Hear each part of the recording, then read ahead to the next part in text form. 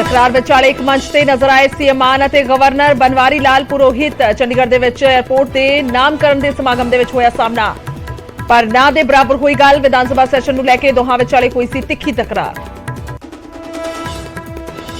ਬਦਲ ਗਿਆ ਚੰਡੀਗੜ੍ਹ 에ਅਰਪੋਰਟ ਦਾ ਨਾਂ, ਹੁਣ ਸ਼ਹੀਦ ਭਗਤ ਸਿੰਘ ਦੇ ਨਾਂ ਦੇ ਨਾਲ ਜਾਣਿਆ ਜਾਵੇਗਾ 에ਅਰਪੋਰਟ। ਸੀਐਮ ਮਾਨ ਬੋਲੇ, ਕੈਨੇਡਾ, ਅਮਰੀਕਾ ਸਣੇ ਹੋਰ ਦੇਸ਼ਾਂ ਦੇ ਲਈ ਸ਼ੁਰੂ ਹੋਣ ਸਿੱਧੀਆਂ ਉਡਾਨਾਂ। ਸਾਬਕਾ ਮੁੱਖ ਮੰਤਰੀ ਚਰਨਜੀਤ ਚੰਨੀ ਦਾ ਸੀਐਮ ਮਾਨ ਨੂੰ ਰਿਪਲਾਈ, ਨਿਊਜ਼ 18 ਤੇ ਬੋਲੇ, ਜਦੋਂ ਚਾਹੇ ਕਰ ਲਵੋ ਕਾਲ, ਹਰ ਸਵਾਲ ਦਾ ਜਵਾਬ ਦੇਣ ਦੇ ਲਈ ਤਿਆਰ। ਕੱਲ ਸੀਐਮ ਨੇ ਵਿਧਾਨ ਸਭਾ ਦੇ ਵਿੱਚ ਕਿਹਾ ਸੀ, ਕਿੱਥੇ ਨੇ ਚੰਨੀ, ਕਈ ਫਾਈਲਾਂ ਨੂੰ ਲੈ ਕੇ ਕਰਨੀ ਹੈ ਗੱਲ। ਅੰਮ੍ਰਿਤਸਰ ਜੇਲ੍ਹ ਦੇ ਵਿੱਚ ਬੇਅਦਬੀ ਦੇ ਮੁਲਜ਼ਮਾਂ ਨੂੰ ਕੁੱਟਣ ਵਾਲੇ 3 ਲੋਕਾਂ ਦਾ ਸਨਮਾਨ ਕਰੇਗੀ ਐਸਜੀਪੀਸੀ। ਧਰਮ ਅਰਥ ਫੰਡ ਦੇ ਵਿੱਚੋਂ ਦੇਵੇਗੀ 1 ਲੱਖ। ਸਾਲ 2016 ਦੇ ਵਿੱਚ ਪਿੰਡ ਰਾਮ ਦਿਵਾਲੀ ਦੇ ਵਿੱਚ ਹੋਈ ਸੀ ਬੇਅਦਬੀ ਦੀ ਘਟਨਾ। ਸਰਹੱਦ ਨੇੜੇ ਨਾਪਾਕ ਸਾਜ਼ਿਸ਼ ਦਾ ਪਰਦਾਫਾਸ਼, ਫਿਰੋਜ਼ਪੁਰ ਦੇ ਖੇਤਾਂ ਦੇ ਵਿੱਚੋਂ ਬਰਾਮਦ ਹੋਏ AK-47। ਪਾਕਿਸਤਾਨ ਤੋਂ ਡਰੋਨ ਦੇ ਜ਼ਰੀਏ ਹਥਿਆਰ ਸੁੱਟੇ ਜਾਣ ਦਾ ਸ਼ੱਕ। ਜੰਗਲਾਤ ਘੁਟਾਲੇ ਦੇ ਵਿੱਚ ਕਈ ਹੋਰ ਅਫਸਰਾਂ ਤੇ ਕਰ ਸਕਦਾ ਸ਼ਿਕੰਜਾ। ਚੋਣਾਂ ਤੋਂ ਠੀਕ ਪਹਿਲਾਂ ਟ੍ਰਾਂਸਫਰ ਹੋਏ ਅਧਿਕਾਰੀਆਂ ਨੂੰ ਪੁੱਛਗਿੱਛ ਦੇ ਲਈ ਬੁਲਾਇਆ। ਸੂਤਰਾਂ ਦੇ ਮੁਤਾਬਿਕ ਲੱਖਾਂ ਰੁਪਏ ਲੈ ਕੇ ਦਿੱਤੀ ਗਈ ਸੀ ਮਨਚਾਹੀ ਪੋਸਟਿੰਗ। ਖੰਨਾ ਦੇ ਕਲਯੁਗੀ ਪਿਓ ਦੀ ਕਾਨੂੰਨੀ ਕਰਤੂਤ, ਨਾਬਾਲਿਗ ਧੀ ਦੇ ਨਾਲ ਰੇਪ ਦਾ ਇਲਜ਼ਾਮ, ਕਈ ਸਾਲ ਤੋਂ ਕਰ ਰਿਹਾ ਸੀ ਜਬਰ ਜਨਾਹ, ਮਾਂ ਦੀ ਹੋ ਚੁੱਕੀ ਹੈ ਮੌਤ।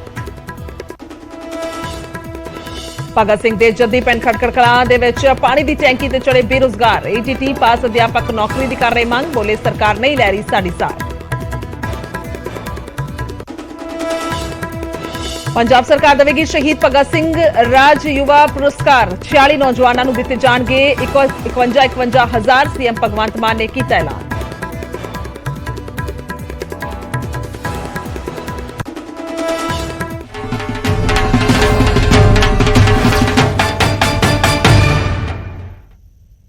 ਸਤਿ ਸ਼੍ਰੀ ਅਕਾਲ। ਸਮੇਂ ਦੇ ਬੁਲੇਟਿਨ 'ਚ ਸਵਾਗਤ ਹੈ। ਮੈਂ ਤੁਹਾਡੇ ਨਾਲ ਗੁਰਜੋਤ ਸੰਧੂ। ਖਬਰਾਂ ਦੀ ਸ਼ੁਰੂਆਤ ਸਭ ਤੋਂ ਪਹਿਲਾਂ ਕਰਦੇ ਹਾਂ ਤਕਰਾਰ ਦੇ ਵਿਚਾਲੇ ਇੱਕ ਮੰਚ ਦੇ ਸਾਂਝਾ ਕਰਨ ਤੋਂ। ਜੀ ਹਾਂ, ਤਕਰਾਰ ਦੇ ਵਿਚਾਲੇ ਇੱਕ ਮੰਚ ਤੇ ਸੀਐਮ ਮਾਨ ਅਤੇ ਗਵਰਨਰ ਨਜ਼ਰ ਆਏ ਨੇ। ਚੰਡੀਗੜ੍ਹ ਦੇ ਵਿੱਚ ਸਮਾਗਮ ਦੇ ਮੰਚ ਤੇ ਆਮੋ ਸਾਹਮਣੇ ਹੋਏ ਨੇ, ਸਾਹਮਣਾ ਹੋਇਆ ਹੈ। ਔਰ ਚੰਡੀਗੜ੍ਹ ਦੇ ਵਿੱਚ ਦੱਸੀ ਕਿ ਸਮਾਗਮ ਚੱਲ ਰਿਹਾ ਸੀ ਅੱਜ 에ਅਰਪੋਰਟ ਨੂੰ ਲੈ ਕੇ। ਜਦੋਂ ਨਾਂ ਬਦਲਿਆ ਜਾਣਾ ਸੀ ਤਾਂ ਸਮਾਗਮ ਦੇ ਵਿੱਚ ਇੱਕ ਮੰਚ ਤੇ ਮੌਜੂਦ ਰਹੇ ਦੋਵੇਂ। ਇੱਕ ਪਾਸੇ ਸੀਐਮ ਭਗਵੰਤ ਮਾਨ ਤੇ ਨਾਲ ਵਾਲੀ ਕੁਰਸੀ ਤੇ ਹੀ ਰਾਜਪਾਲ ਜਿਹੜੇ ਨੇ ਉਹ ਨਜ਼ਰ ਆਏ ਨੇ। ਇਹ ਤਸਵੀਰ ਜਿਹੜੀ ਹੈ ਉਹ ਨਜ਼ਰ ਆਈ ਹੈ। ਇੱਕ ਪਾਸੇ ਸੀਐਮ ਭਗਵੰਤ ਮਾਨ ਨਜ਼ਰ ਆਏ ਨੇ ਤਾਂ ਦੂਜੇ ਪਾਸੇ ਨਾਲ ਵਾਲੀ ਹੀ ਕੁਰਸੀ ਤੇ ਰਾਜਪਾਲ बनवारी लाल पुरोहित नजर आए ने, जिन्हां दे विचाले पिछले दिनों दे विच किस तरह दे नाल तकरार चली, किवें बयानबाजियां दा दौर, खास तौर ते चिट्ठियां जिहड़ियां ने ओह वी सांझियां कीतियां गईयां। तां इह तस्वीर जिहड़ी है बहुत कुछ बयान कर रही है। साफ तौर ते इत्थे अंदाजा लगाया जा सकदा है कि बेशक दोवें नाल बैठे ने, दोवां दियां कुर्सियां जिहड़ियां ने इकट्ठियां नहीं, यानी कि कोई भी इस दे विच अजिहा नहीं है कि कोई होर मेहमान विचकार बैठा होया, दोवें इकट्ठे बैठे ने। पर साफ तौर पे अंदाजा लगाया जा सकता है बॉडी लैंग्वेज देख के कि आखिरकार इत्थे कोई भी गलबात हुंदी हुई आपस दे विच नजर नहीं आई। गलबात तां दूर दी गल है, बल्कि नजरां भी नहीं टकराईयां, यानी कि एक दूजे दियां ਜਿਹੜੀਆਂ ਨਜ਼ਰਾਂ ਨੇ ਉਹ ਵੀ ਟਕਰਾਉਂਦੀਆਂ ਹੋਈਆਂ ਨਜ਼ਰ ਨਹੀਂ ਆਈਆਂ। ਹਾਲਾਂਕਿ ਮਹਿਮਾਨ ਦੇ ਤੌਰ ਤੇ ਨਾਲ ਕਿਰਨ ਖੇਰ ਬੈਠੇ ਨੇ, ਬਿਲਕੁਲ ਨਾਲ ਬੈਠੇ ਸਨ। ਜ਼ਿਆਦਾਤਰ ਸਮਾਂ ਜਿਹੜਾ ਉਹ ਵੇਖਿਆ ਗਿਆ ਭਗਵੰਤ ਮਾਨ ਜਿਹੜੇ ਨੇ ਕਿਰਨ ਖੇਰ ਦੇ ਨਾਲ ਜ਼ਰੂਰ ਗੱਲਬਾਤ ਕਰ ਰਹੇ ਨੇ। ਆਪਸ ਦੇ ਵਿੱਚ ਕਾਫੀ ਦੇਰ ਗੱਲਬਾਤ ਹੁੰਦੀ ਰਹੀ ਹੈ। ਪਰ ਰਾਜਪਾਲ ਦੇ ਨਾਲ ਬੇਸ਼ੱਕ ਉਹ ਦੂਸਰੇ ਨਾਲ ਵਾਲੀ ਚੇਅਰ ਤੇ ਬੈਠੇ ਸਨ। ਸੱਜੇ ਖੱਬੇ ਦੋ ਮਹਿਮਾਨ ਨੇ। ਇੱਕ ਮਹਿਮਾਨ ਦੇ ਨਾਲ ਲਗਾਤਾਰ ਗੱਲਬਾਤ ਚੱਲ ਰਹੀ ਹੈ, ਪਰ ਦੂਜੇ ਯਾਨੀ ਕਿ ਖਾਸ ਤੌਰ ਤੇ ਰਾਜਪਾਲ ਜਿਨ੍ਹਾਂ ਦੇ ਨਾਲ ਪਿਛਲੇ ਦਿਨਾਂ ਦੇ ਵਿੱਚ ਤਕਰਾਰ ਸੀ, ਔਰ ਤਕਰਾਰ ਵੀ ਜਿਹੜੀ ਹੈ ਕਾਫੀ ਹੱਦ ਤੱਕ ਵੱਧ ਚੁੱਕੀ ਸੀ। ਰਾਜਪਾਲ ਵਜ਼ੀਰ ਸਰਕਾਰ ਤੱਕ ਨੌਬਤ ਆ ਚੁੱਕੀ ਸੀ, ਕਿਉਂਕਿ ਸਿੱਧੇ ਤੌਰ ਤੇ ਕਿਹਾ ਗਿਆ ਸੀ ਕਿ ਹੱਕ ਨੇ ਆਰਟੀਕਲ ਇਸ ਦੇ ਮੁਤਾਬਿਕ ਪੁੱਛਿਆ ਜਾ ਸਕਦਾ ਸੈਸ਼ਨ ਦੇ ਬਾਰੇ। ਸੋ ਇਸ ਨੂੰ ਲੈ ਕੇ ਸਾਰੀ ਤਕਰਾਰ ਹੋ ਰਹੀ ਸੀ। ਸੋ ਅੱਜ ਉਸ ਸਾਰੀ ਤਕਰਾਰ ਤੋਂ ਬਾਅਦ ਇਹ ਮੰਚ ਸਾਂਝਾ ਕੀਤਾ ਗਿਆ। ਸੀਐਮ ਭਗਵੰਤ ਮਾਨ ਉੱਥੇ ਸਨ, ਰਾਜਪਾਲ ਉੱਥੇ ਸਨ, ਕਿਉਂਕਿ ਚੰਡੀਗੜ੍ਹ 에ਅਰਪੋਰਟ ਦਾ ਨਾਮ ਬਦਲਿਆ ਜਾਣਾ ਸੀ। ਉਸ ਨੂੰ ਲੈ ਕੇ ਸਮਾਗਮ ਰੱਖਿਆ ਗਿਆ ਸੀ, ਖਾਸ ਮਹਿਮਾਨ ਪਹੁੰਚੇ ਹੋਏ ਸਨ। ਤਾਂ ਉਸ ਦੇ ਦੌਰਾਨ ਲੱਗ ਰਿਹਾ ਸੀ ਸ਼ਾਇਦ ਕੋਈ ਗੱਲਬਾਤ ਹੋਏਗੀ, ਲੱਗ ਰਿਹਾ ਸੀ ਇੱਥੇ ਜੋ ਪਿਛਲੇ ਦਿਨਾਂ ਦੇ ਵਿੱਚ ਤਕਰਾਰ ਹੋਈ ਹੈ ਤਾਂ ਉਸ ਤੋਂ ਬਾਅਦ ਸ਼ਾਇਦ ਕੋਈ ਅਜਿਹੀ ਮੁਲਾਕਾਤ ਹੋਈ ਜਾਂ ਗੱਲਬਾਤ ਹੋਈ ਜਿਸ ਤੋਂ ਬਾਅਦ ਥੋੜਾ ਬਹੁਤ ਕੁਝ ਜਿਹੜਾ ਕਹਿ ਸਕਦੇ ਆ ਕਿ ਮਾਹੌਲ ਸੁਖਾਵਾਂ ਸੀ। ਗੱਲਬਾਤ ਦੇ ਦੌਰਾਨ ਉਮੀਦ ਕੀਤੀ ਜਾ ਰਹੀ ਸੀ ਹੋ ਸਕਦਾ ਸੀ, ਪਰ ਅਜਿਹਾ ਨਜ਼ਰ ਨਹੀਂ ਆਇਆ। यानी कि साफ तौर पर बॉडी लैंग्वेज तो अंदाजा लग रहा है कि एक पासे नूं ही जिहड़ा भगवंत मान दा असीं कह सकते हैं चेहरा सानूं वेखण नूं मिलिया, दूजे पासे चेहरा जिहड़ा है वो नजर नहीं आया, यानी कि राजपाल दे वल नूं जिहड़ा चेहरा है वो नजर नहीं आया। तां सीधा चलदे हां, मेरे सहयोगी पंकज कपाही ने और मौके ते मौजूद सन ਖਾਸ ਤੌਰ ਤੇ ਸਮਾਗਮ ਅੱਜ ਰੱਖਿਆ ਗਿਆ ਸੀ।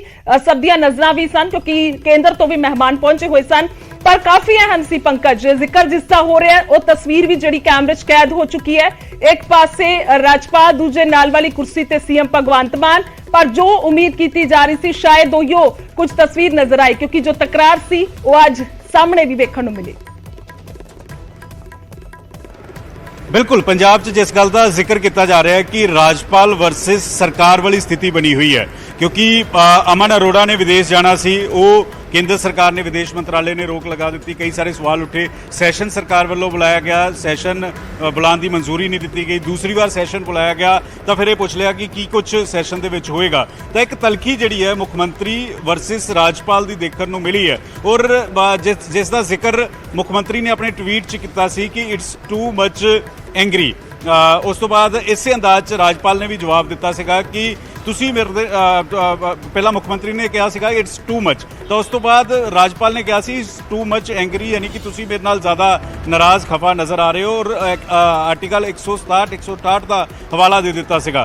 तो अज की तस्वीर सीगी, तस्वीरां दे ज़बानी मैं दिखाना चाहूँगा और उस तो बाद बीजेपी के सुभाष शर्मा ने उन्होंने भी गलबात करांगा। ये स्टेज लगी हुई है और इस स्टेज के उत्ते पहली सीट जिहड़ी है वो दुष्यंत चौटाला बैठे सी, दूसरी सीट के उत्ते किरण खेर जो चंडीगढ़ के मैंबर पार्लीमेंट ने वो बैठे सी, तीसरी सीट ते मुख्यमंत्री भगवंत मान बैठे सी और चौथी सीट ते बिल्कुल नाल राजपाल बैठे सीगे। करीब करीब 45 तो 50 मिनट का समागम सीगा और 45 तो 50 मिनट मुख्यमंत्री अपने किरण खेर वाले पासे, किरण खेर और दुष्यंत चौटाला नाल गलबात करते रहे। एक बार भी उन्होंने पंजाब के राजपाल वाले पासे मूँह नहीं किया, उन्होंने नाल एक बार भी गलबात नहीं की। उस तो पंजाब राजपाल तो अगली सीट ते निर्मला सीतारमन केंद्रीय मंत्री बैठे सीगे और उस तो अगली सीट ते हरियाणा के राजपाल बैठे सीगे। जदों निर्मला सीतारमन बोलन गए तो मुख्यमंत्री ने हरियाणा के राजपाल नाल तां गलबात की, लेकिन पंजाब के राजपाल वाल मूँह भी नहीं किया और एक बार भी गलबात जिहड़ी है वो पंजाब के राजपाल नाल नहीं की। तो तलखी साफ है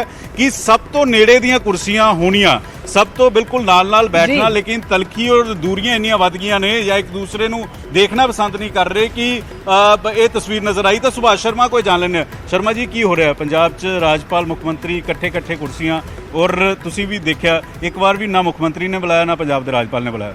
नहीं देखो मैं तो कोई ऐसी गल नोटिस नहीं की, पर मैं एक गल जरूर कहनी है कि राजपाल साहब उम्र च भी वड्डे ने, तजुर्बे च भी वड्डे ने और पंजाब के संविधानिक मुखी ने, स्टेट के कॉन्स्टिट्यूशनल हैड ने। सो भगवंत मान साहब का तुसीं ज़्यादा जिक्र कर रहे सी, मैनूं नहीं पता वो की सोचते हैं या उन्होंने मन च की चल रहा होएगा, लेकिन राजपाल साहब का सम्मान करना और उन्होंने प्रति सम्मान का भाव प्रगट करना सानूं सब नूं चाहिदा है। और दूजी मैं एक गल जरूर कहनी है कि राजपाल साहब ने तो कॉन्स्टिट्यूशनल फर्ज निभाया। देखो संविधान ने राजपाल साहब नूं ये फर्ज भी दिता और अधिकार भी दिता कि वो सरकार अगर कोई गलत काम करती है, लेकिन अज फिर मैनूं लगदा है कि इट्स टू मच हो गया। जेड़ा जिक्र टू मच और टू मच एंग्री वाला जिक्र हो रहा सी, टू मच हो गया कि स्टेज ते इकट्ठे बैठे हो एक दूसरे नूं बुला नहीं रहे, तो तस्वीर वक्खो वक् पंजाब च नज़र आ रही है। नहीं देखो मैं फिर उस गल ते आना है कि सरकार नूं इस गल नूं महसूस करना चाहिए मुख्यमंत्री साहब नूं कि कॉन्स्टिट्यूशन के हिसाब नाल ही सरकार चलनी। जदों सरकार संविधान के दायरे चों बाहर जाएगी, जदों सरकार नियमां कानूनां के दायरे चों बाहर जाएगी, उदों राजपाल साहब का फर्ज है कि वो सरकार नूं याद दिलान कि संविधान की कहंदा है, सरकार नूं याद दिलान कि नियम कानून की। सियासत का तुहाडा अपना एक तजर्बा है, तुहानूं ये पिक्चर किवें दी नज़र आती है जदों नाल बैठे है और बुला नहीं रहे एक दूसरे नूं, और एक पासे राजपाल ने एक पासे मुख्यमंत्री, कोई छोटी पोस्ट नहीं है और उत्थे इन्नियां दूरियां या तलखी है, तो फिर तो पंजाब की स्थिति समझ सकते हो। नहीं मैनूं लगदा है कि ऐसी कोई तलखी नहीं होएगी और होनी भी नहीं चाहिए है। विचार अलग अलग हो सकते हैं, विचारां च मतभेद हो सकता है, लेकिन सूबे का मुख्यमंत्री और सूबे का राजपाल ये दोनों बहुत इंपॉर्टेंट पोजीशनस ने, दोनों कॉन्स्टिट्यूशनल, एक मुख्यमंत्री है चुनिया होया, दूजा संविधानिक मुखी है। सो एक दूजे के प्रति सम्मान का भाव और एक दूजे के प्रेम का भाव तो रहना ही चाहिए। लेकिन अज 45-50 मिनट स्टेज पर बैठे सी, दुष्यंत चौटाला नाल हस गल्लां हो रही सी, किरण खेर नाल हस गल्लां हो रही सी, तुसीं तां उधरले पासे मूँह ही नहीं कीता। ਇਹਦਾ ਜਵਾਬ ਤੇ ਭਗਵੰਤ ਮਾਨ ਸਾਹਿਬ ਹੀ ਦੇ ਸਕਦੇ ਨਾ, ਮੈਂ ਕਿਵੇਂ ਦੇ ਸਕਦਾ ਇਹਦਾ ਜਵਾਬ ਕਿ ਭਗਵੰਤ ਮਾਨ ਸਾਹਿਬ ਨੇ क्यों नहीं ਕੀਤਾ। ਇਹਦਾ ਜਵਾਬ ਭਗਵੰਤ ਮਾਨ ਸਾਹਿਬ को ਤੁਹਾਨੂੰ ਲੈਣਾ ਚਾਹੀਦਾ ਹੈ कि मुख्यमंत्री होने के नाते अगर उन्होंने इस प्रकार का व्यवहार किया है, मैं तो नहीं नोटिस किया, पर अगर तुसीं कह रहे हो कि इस प्रकार का व्यवहार होया, ਇਹਦਾ जवाब भगवंत मान साहब देन कि उन्होंने इस प्रकार का व्यवहार क्यों किया। ਇਹ ਤਸਵੀਰ ਹੈ, ਇੱਕ ਵਾਰ ਸੰਦੀਪ ਨੂੰ ਕਹੂੰਗਾ ਤਸਵੀਰ ਜ਼ਰੂਰ ਦਿਖਾ ਦੇਣ। ਇਹ ਸਟੇਜ ਲੱਗੀ ਸੀਗੀ, ਇਹ ਸਟੇਜ ਦੇ ਉੱਤੇ ਤੀਸਰੇ ਨੰਬਰ ਦੀ ਕੁਰਸੀ ਸੀਗੀ मुख्यमंत्री भगवंत मान दी और चौथे नंबर पर बैठे सी पंजाब के राजपाल। एक बार भी नहीं देखा 45 तो ज़्यादा मिनट इकट्ठे बैठे रहे और ਆਖਰ 'ਚ ਹਾਲਾਂਕਿ ਇੱਕ ਦੂਸਰੇ ਨੂੰ ਜਦੋਂ ਰਾਸ਼ਟਰਗਾਨ ਹੋਣ ਲੱਗਾ ਸੀ ਉਸ ਵੇਲੇ ਜ਼ਰੂਰ ਇੱਕ ਗੱਲਬਾਤ ਹੋਈ ਸੀ, ਲੇਕਿਨ ਅੱਜ ਜ਼ਰੂਰ ਤਲਖੀ ਕਹੀਏ ਜਾਂ ਨਾਰਾਜ਼ਗੀ ਕਹੀਏ ਜਾਂ ਗੁੱਸਾ ਕਹੀਏ ਜਾਂ ਰੋਸ ਕਹੀਏ, ਲੇਕਿਨ ਇਹ ਕੈਮਰੇ ਨੇ ਜਦੋਂ ਇਹ ਤਸਵੀਰ ਦੇਖੀ ਤਾਂ ਸਭ ਕੁਝ ਆਪਣੇ ਆਪ 'ਚ ਬਿਆਨ ਕਰ ਦਿੱਤਾ ਕਿ ਇਸ ਵੇਲੇ ਕਿਸ ਤਰੀਕੇ ਨਾਲ ਪੰਜਾਬ ਦੇ ਮੁੱਖ ਮੰਤਰੀ ਤਾਂ ਰਾਜਪਾਲ ਇੱਕ ਦੂਸਰੇ ਤੋਂ ਖਫਾ ਜਾਂ ਨਾਰਾਜ਼ ਜਿਹੜੇ ਨੇ ਉਹ ਨਜ਼ਰ ਆ ਰਹੇ ਨੇ। ਗੁਰਜੋਤ जी बिल्कुल काफी अहम सी और शुक्रिया पंकज तमाम गलबात दे लई और काफी टू मच हो गया जिस तरह दे नाल पंकज भी जिक्र कर रहे सी काफी टू मच नजर आया पर इत्थे भी जिक्रयोग है कि ਜਿਹੜੀਆਂ ਕੁਰਸੀਆਂ ਦੀ ਦੂਰੀ ਸੀਗੀ ਉਹ ਬਾਕੀਆਂ ਦੀ ਕੁਰਸੀਆਂ ਦੇ ਨਾਲੋਂ ਜ਼ਿਆਦਾ ਇੱਥੇ ਨਜ਼ਰ ਆਈ ਸੀ ਔਰ ਉਖੜਾ ਇੱਥੇ ਜੋ ਚਿਹਰਾ ਹੈ ਉਹ ਨਜ਼ਰ ਆਇਆ ਔਰ ਯਾਨੀ ਕਿ ਕਹਿ ਸਕਦੇ ਹਾਂ ਕਿ ਜਿਵੇਂ ਦੋ ਜਣੇ ਜਦੋਂ ਬੈਠੇ ਹੋਣ ਔਰ ਆਪਸ ਦੇ ਵਿੱਚ ਉਹਨਾਂ ਦੀ ਗੱਲਬਾਤ ਨਾ ਹੋਵੇ ਤਾਂ ਉਹੋ ਜਿਹੀ ਤਸਵੀਰ ਨਜ਼ਰ ਆਈ ਸੀ ਪਰ ਇਹ ਵੱਡੇ ਅਹੁਦੇ ਨੇ ਇਸ ਕਰਕੇ ਜ਼ਿਆਦਾ ਚਰਚਿਤ ਹੋਏ ਔਰ ਪਿਛਲੇ ਦਿਨਾਂ ਦੇ ਵਿੱਚ ਜਦੋਂ ਗੱਲਬਾਤ ਵੀ ਹੋਈ ਹੋਵੇ ਤਕਰਾਰ ਵਾਲੀ ਤਾਂ ਜ਼ਿਕਰਯੋਗ ਹੈ।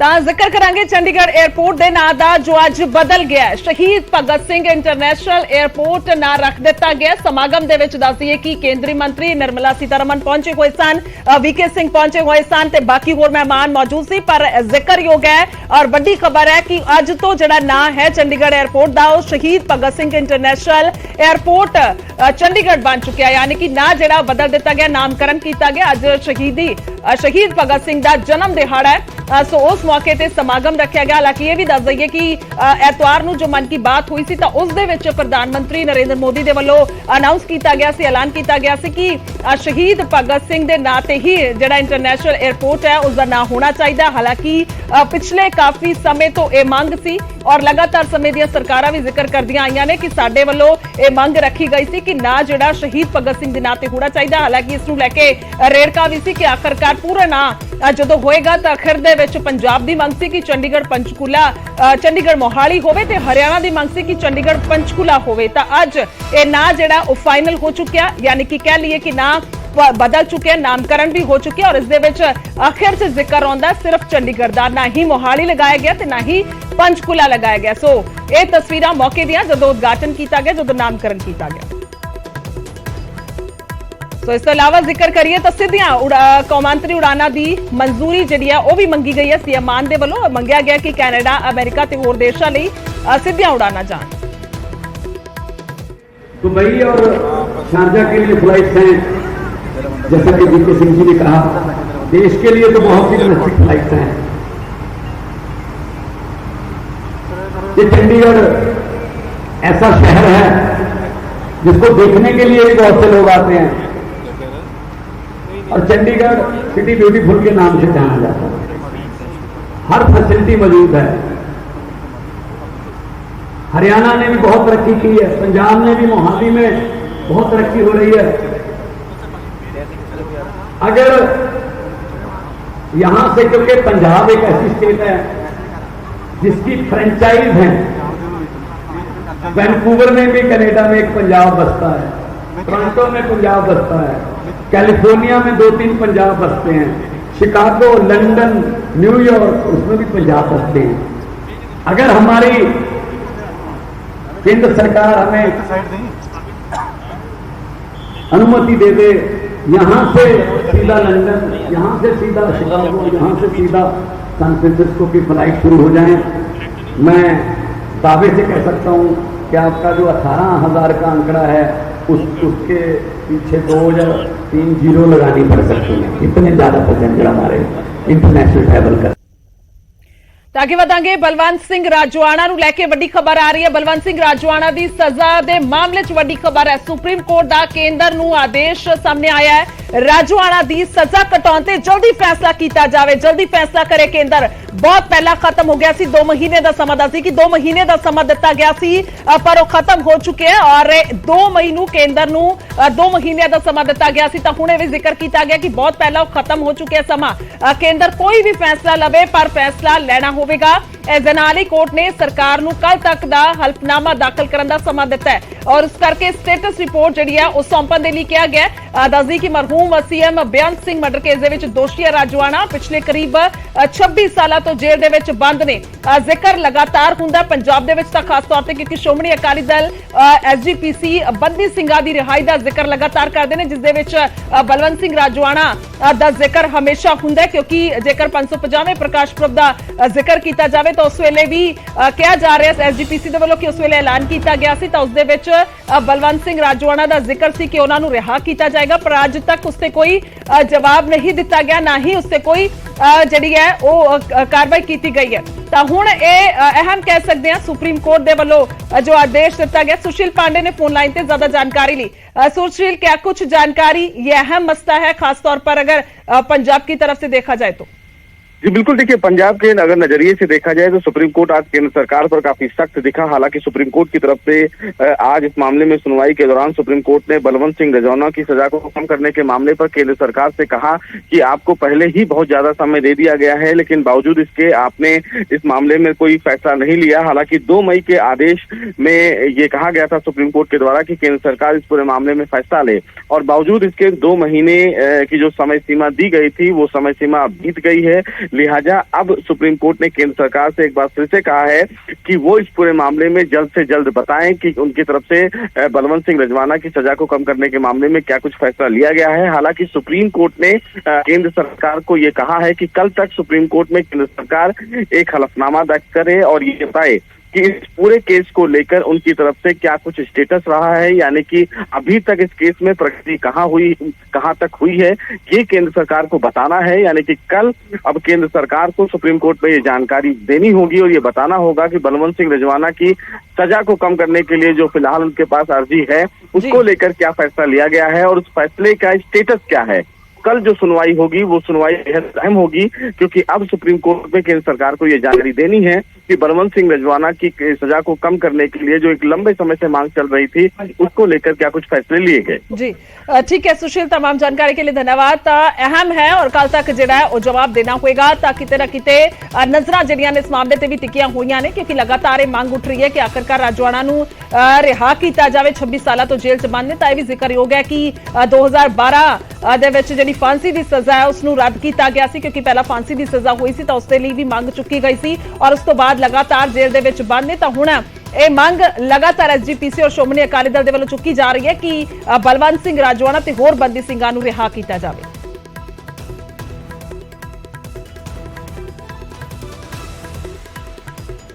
ਅੱਗੇ ਵਧਦੇ ਹਾਂ ਤਾਂ ਜ਼ਿਕਰ ਕਰਾਂਗੇ ਸਰਹੱਦ ਦਾ ਨਾਪਾਕ ਸਾਜ਼ਿਸ਼ ਲਗਾਤਾਰ ਜਾਰੀ ਨੇ। ਫਿਰੋਜ਼ਪੁਰ ਦੇ ਵਿੱਚ ਖੇਤ ਦੇ ਵਿੱਚੋਂ ਦੱਸਦੀਏ ਕਿ ਹਥਿਆਰ ਬਰਾਮਦ ਹੋਏ ਨੇ। ਪਿੰਡ ਆਰਿਫ ਦੇ ਖੇਤਾਂ ਦੇ ਵਿੱਚੋਂ AK-47 ਬਰਾਮਦ ਹੋਈ ਹੈ। ਪਿੰਡ ਆਰਿਫ ਦੇ ਖੇਤਾਂ ਦੇ ਵਿੱਚੋਂ ਦੱਸਦੀਏ ਕਿ AK-47 ਬਰਾਮਦ ਹੋਈ ਹੈ। ਨਾਪਾਕ ਸਾਜ਼ਿਸ਼ਾਂ ਲਗਾਤਾਰ ਨੇ। ਪਾਕਿਸਤਾਨ ਤੋਂ ਹਥਿਆਰਾਂ ਦੀ ਸਪਲਾਈ ਹੋਈ ਹੈ। ਅਜਿਹਾ ਸ਼ੱਕ ਜੋ ਹੈ ਉਹ ਜ਼ਾਹਿਰ ਕੀਤਾ ਜਾ ਰਿਹਾ ਕਿ ਲਗਾਤਾਰ ਉੱਥੋਂ ਜਿਹੜੇ ਡਰੋਨ ਦੇ ਜ਼ਰੀਏ ਹਥਿਆਰ ਤੇ ਨਸ਼ਾ ਸਪਲਾਈ ਕੀਤਾ ਜਾਂਦਾ ਹੈ ਔਰ ਹਥਿਆਰ ਜਿਹੜੇ ਸੁੱਟੇ ਜਾਣ ਦਾ ਇਹ ਸ਼ੱਕ ਜ਼ਾਹਿਰ ਕੀਤਾ ਜਾ ਰਿਹਾ। ਪੁਲਿਸ ਦੇ ਵੱਲੋਂ ਦੱਸਦੀ ਕਿ ਆਸ-ਪਾਸ ਦੇ ਇਲਾਕੇ 'ਚ ਸਰਚ ਆਪਰੇਸ਼ਨ ਵੀ ਕੀਤਾ ਜਾ ਰਿਹਾ, ਕਿਉਂਕਿ ਇਹ ਵੀ ਉਮੀਦ ਜਤਾਈ ਜਾ ਰਹੀ ਹੈ ਕਿ ਹੋਰ ਵੀ ਕਿਤੇ ਨਾ ਕਿਤੇ ਵੱਡਾ ਹਥਿਆਰ ਜਾਂ ਹੋਰ ਅਜਿਹਾ ਸਮਾਨ ਜਿਹੜਾ ਹੈ ਨਾਜਾਇਜ਼ ਬਰਾਮਦ ਹੋ ਸਕਦਾ ਹੈ, ਕਿਉਂਕਿ A1 ਜੋ ਹੈ ਉਸ AK-47 ਤੇ ਲਿਖਿਆ ਹੋਇਆ ਹੈ। ਮਨਦੀਪ ਕੁਮਾਰ ਨੇ ਫੋਨ ਲਾਈਨ ਤੇ ਜ਼ਿਆਦਾ ਜਾਣਕਾਰੀ ਲਈ।